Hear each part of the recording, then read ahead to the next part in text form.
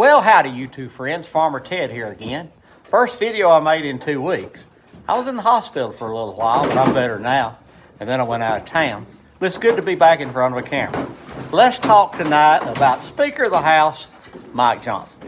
Now, when Mike Johnson was first nominated to be Speaker, I had the utmost respect in him.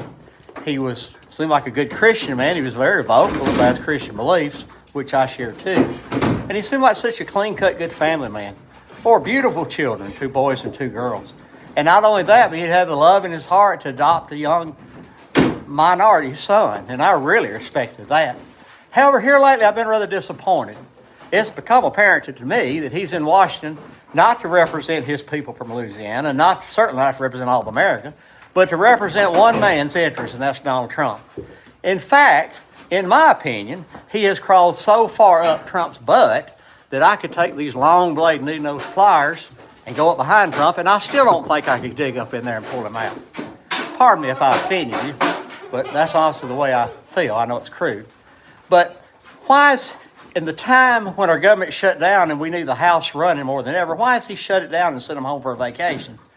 Well, I think part of it's this representative elected in Arizona 6 weeks ago, and he doesn't want to swear in because she would be the final vote needed to open the Epstein files. He doesn't want to open them because Trump's afraid he's in them. Now listen, Mike Johnson has 2 girls. Trump has a girl. How would they feel if their daughters were taken there and abused? Well, if it's not their daughters, it's somebody's daughters. A true Christian man will protect the youth of America. And then there's this thing of the benefits for the poor. There's the SNAP, food stamps benefits. Now, I know what some of you are thinking. You're thinking they need to get off their couch and work like the rest of them. Well, let me give you a few stats that might change your mind. I don't know. 34% of these benefits go to children. 33% go to the elderly. 17% go to adults with disabilities. Only 16% go to adults with no disabilities. So if you want to be judgmental and critical, be careful with that 16%. Don't deny the elderly or the children or disabled food on the table. And then there's the thing of Obamacare subsidies that will expire. Now, while in the hospital, I met several people.